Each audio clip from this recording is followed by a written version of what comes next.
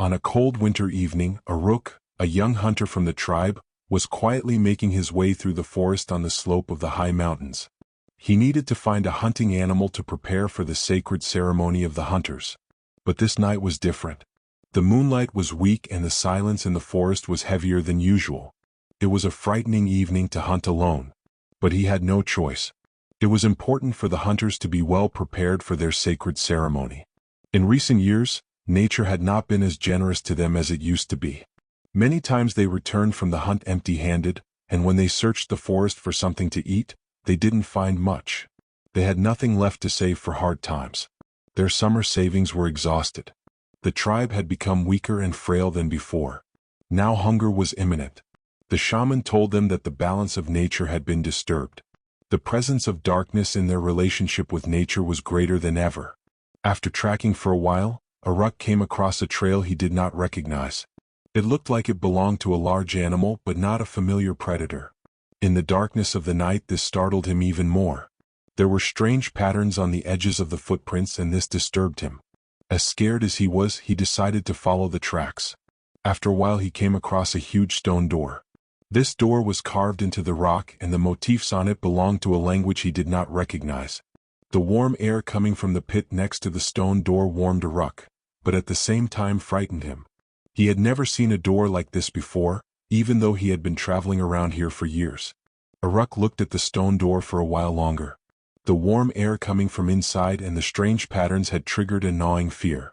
This was completely foreign to him. Rather than face the unknown, he decided it would be better to return to his tribe and share this discovery. As he turned back, the silence of the forest grew more intense. The sound of his footsteps created an eerie echo. This was not how he had expected his night out in search of prey to end. As the shaman had said, something was wrong with nature. By the time he reached the tribe, night had fallen and everyone was gathered around the fire. The shaman was telling a magical story, talking about the movements of the moon and the songs of the stars. He hoped that the source of the shaman's stories could explain what he had seen tonight. Aruk did not want to interrupt him, but he was too curious to keep this discovery a secret. "Shaman," he called out. "I saw something strange in the forest today, a huge stone door with symbols I couldn't make out. Hot air was coming through the door.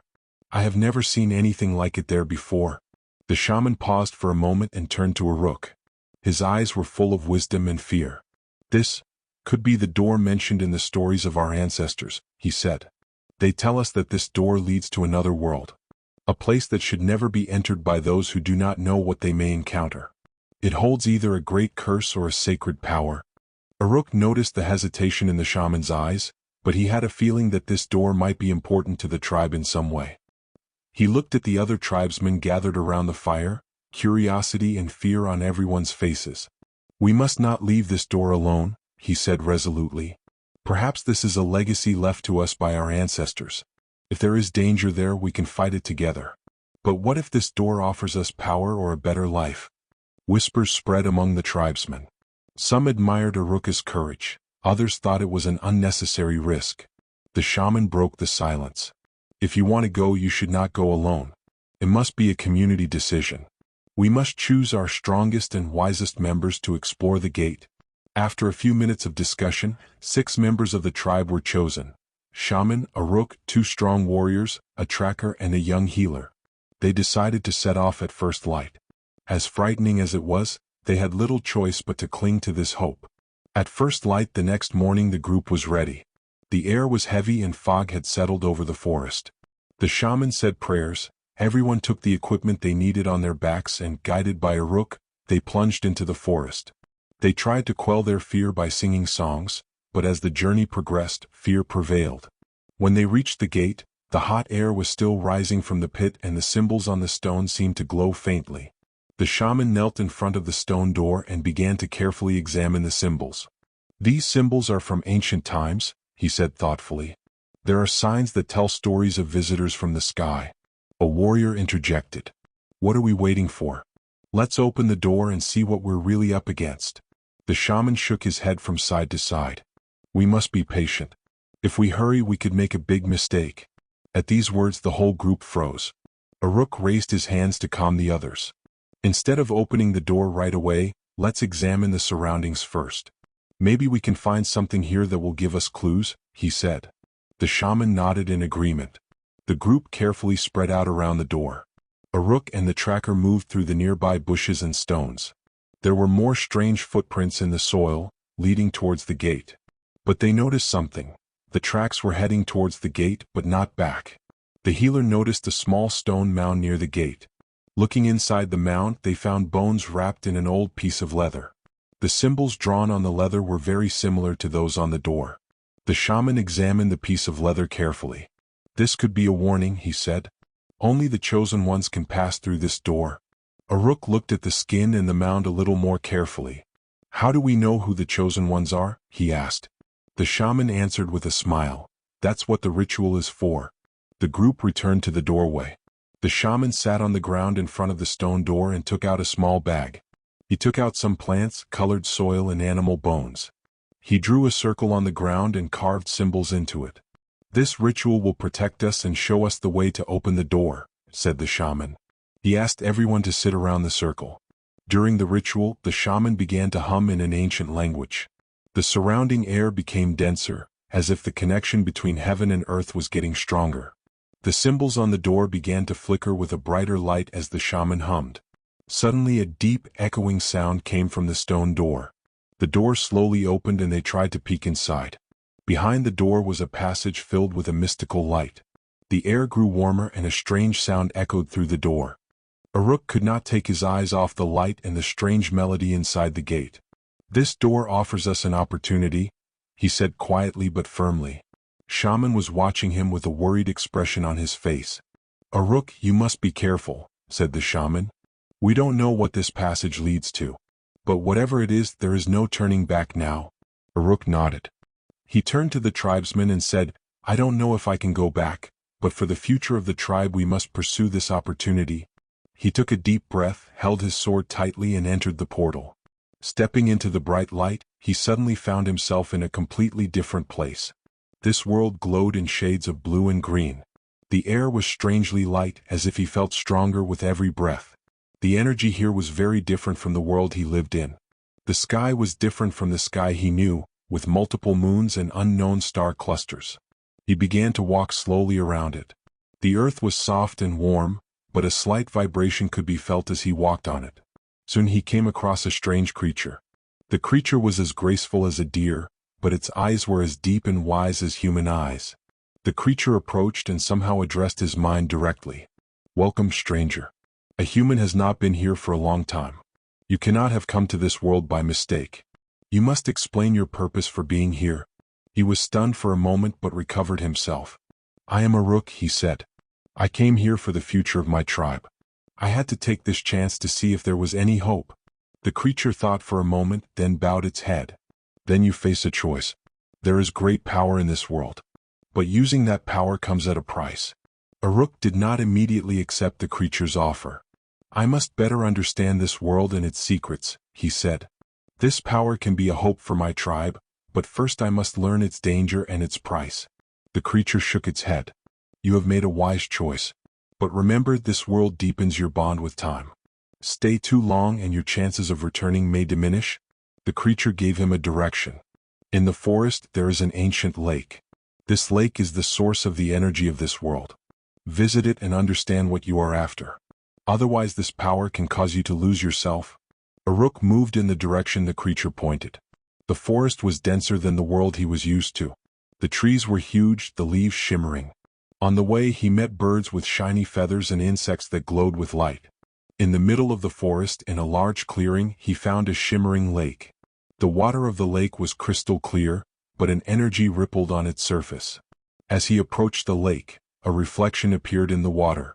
In the reflection he saw not himself, but his tribe. But this image was not one of joy, but of pain.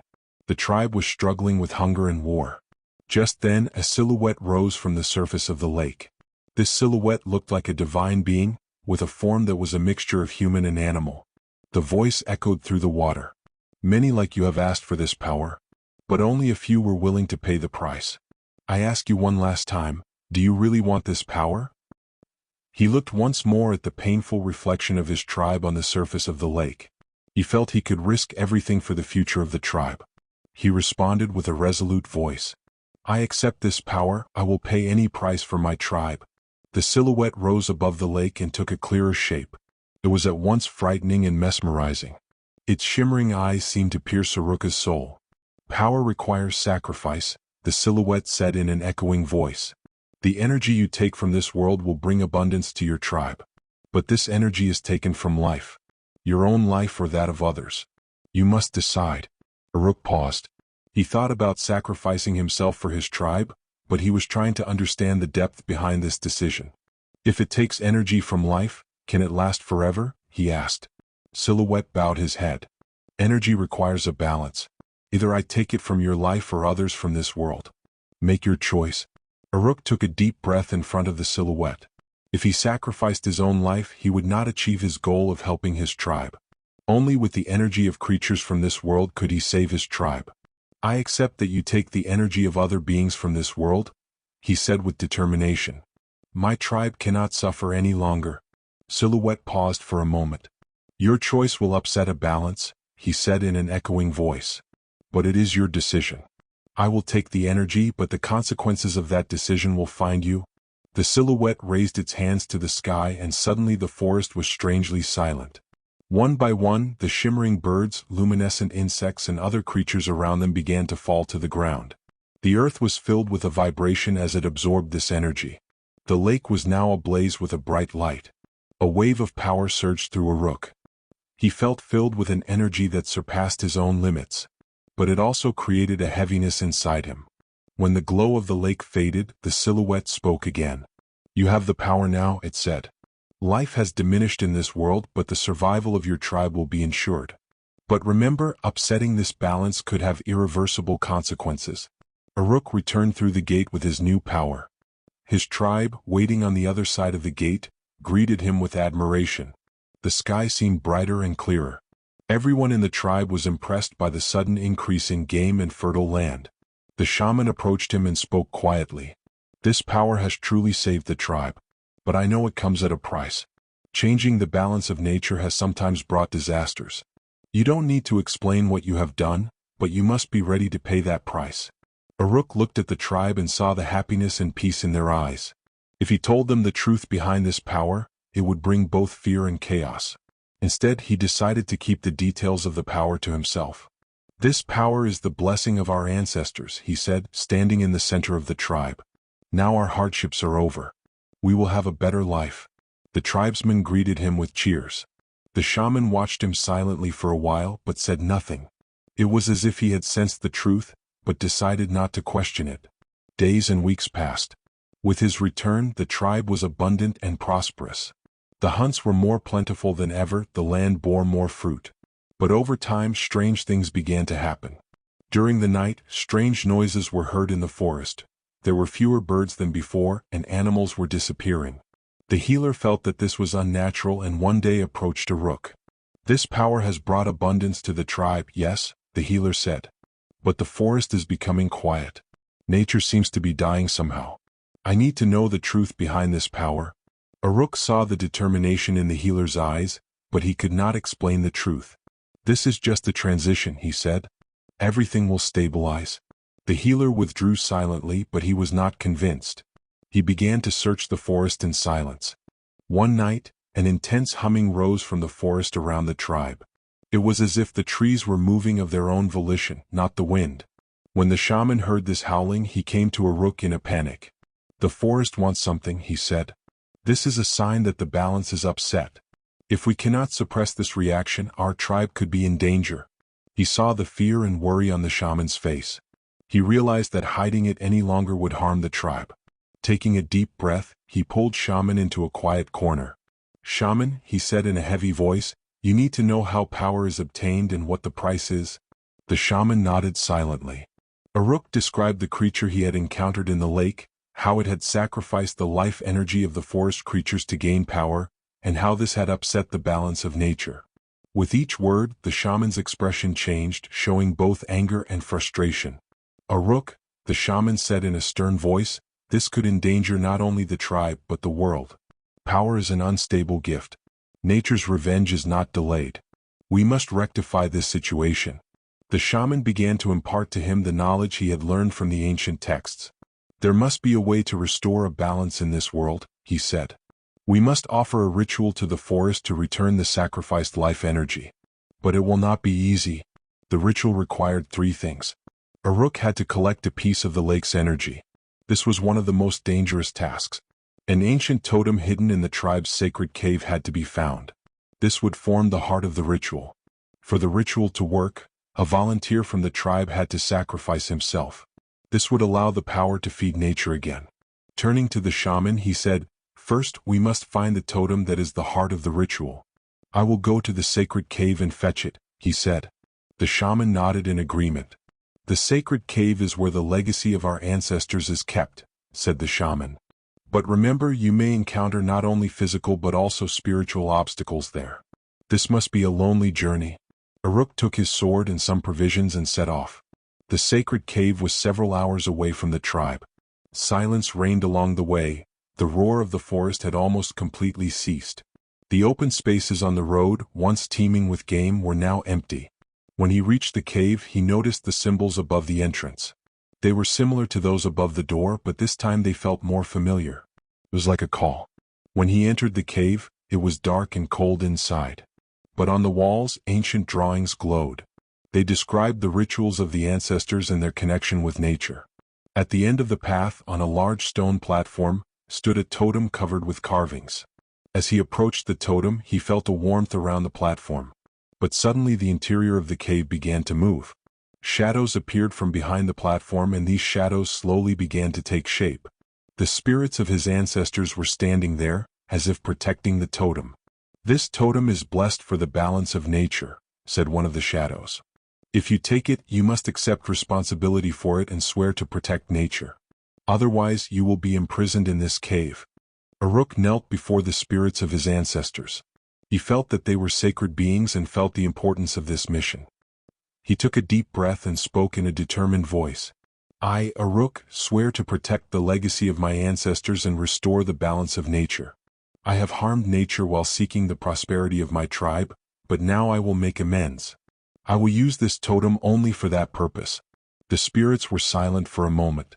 Then, one stepped forward and raised his hand before touching her. "We accept your vow, Aruk," he said in an echoing voice. "But remember, this oath binds you for life.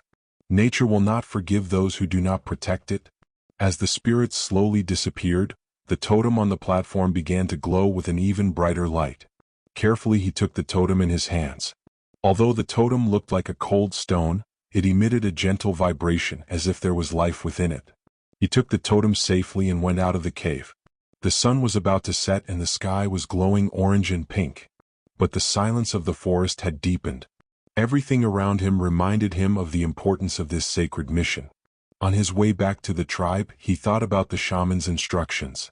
The totem was now ready, but the other components of the ritual were still missing: a piece of the lake's energy and a sacrifice from the tribe. When he arrived at the tribe, the shaman was waiting for him.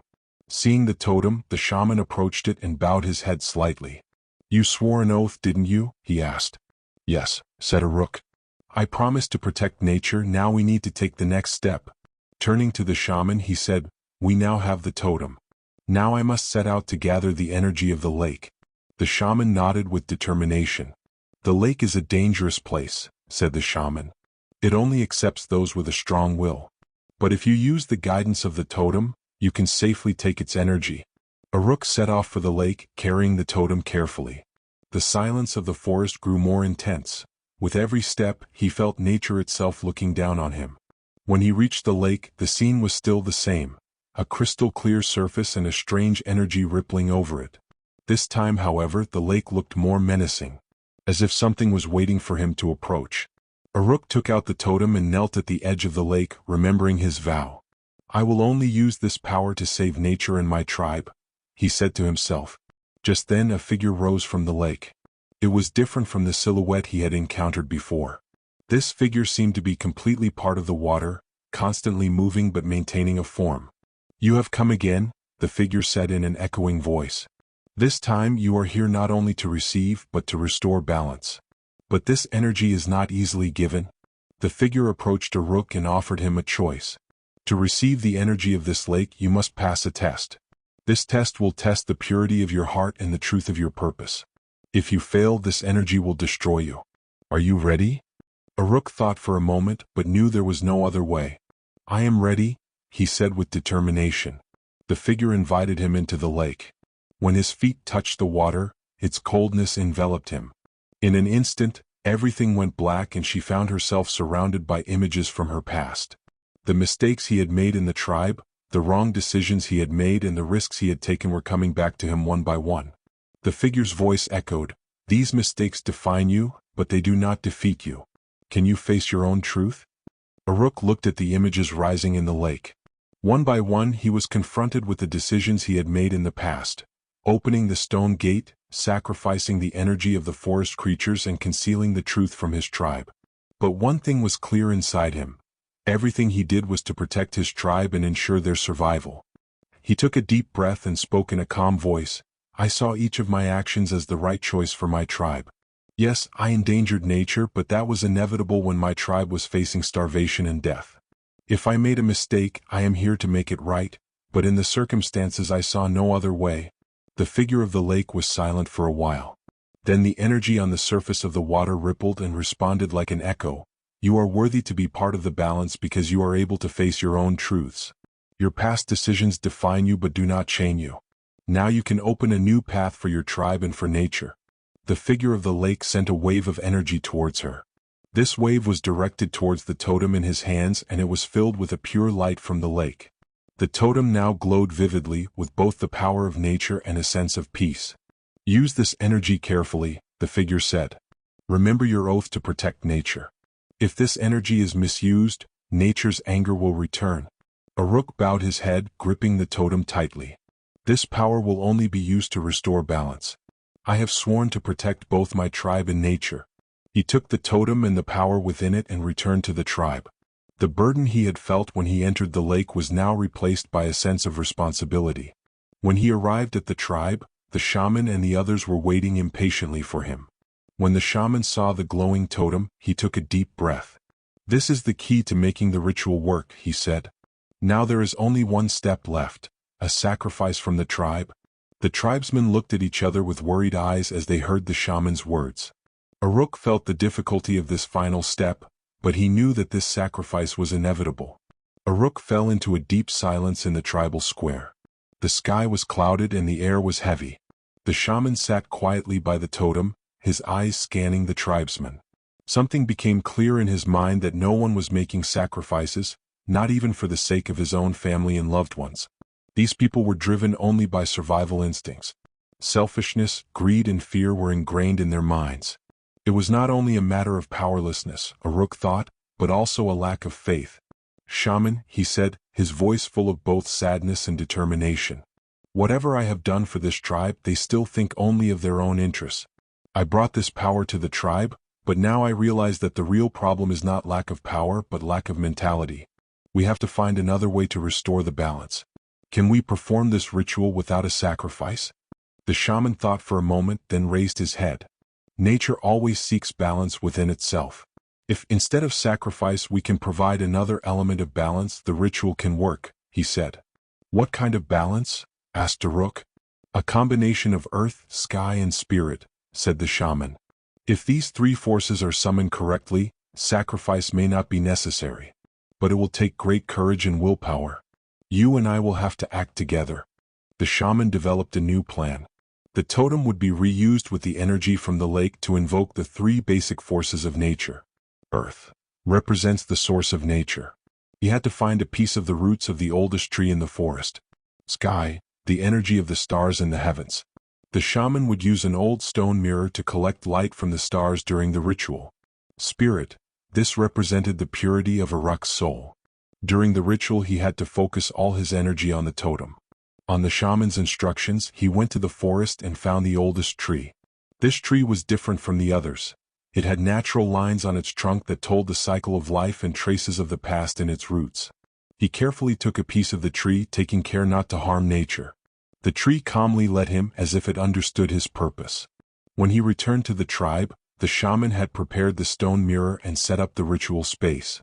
As the stars appeared in the sky, they waited for the ritual to begin. Aruk sat in the center of the ritual, holding the totem in his hands. The shaman placed the piece of earth under the totem and raised the stone mirror towards the stars. They both began to recite prayers in an ancient language. The light of the stars in the sky slowly reflected in the mirror and then flowed to the totem. The totem shone brighter than ever before. But as the power of the ritual increased, Aruk's energy was running out. The figure of the lake was heard again, like a distant echo. "You are trying to achieve this balance, but will you succeed?" the figure said. "You may need to leave a piece of your own soul."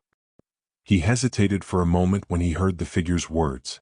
However, turning back was not an option at this point. He thought about the sacrifices he had made for his tribe and the regret he felt for upsetting the balance of nature. He looked at the shaman. The shaman reassured him with his eyes. "This ritual must be completed," Aruk said with determination. "I am willing to risk everything for the future of my tribe and the future of nature." Aruk gripped the totem tightly and focused with all his strength. As the light of the stars in the sky streamed through the mirror to the totem, a wind rose from the forest. The earth vibrated towards the totem, radiating an energy from the roots beneath it. As the light inside the totem intensified, Aruk began to feel a heaviness in his body. As the shaman continued his prayers aloud, a beam of light shot from the totem into the sky. The ritual was nearing completion, but Aruk was beginning to run out of energy. His body seemed to be merging with this world.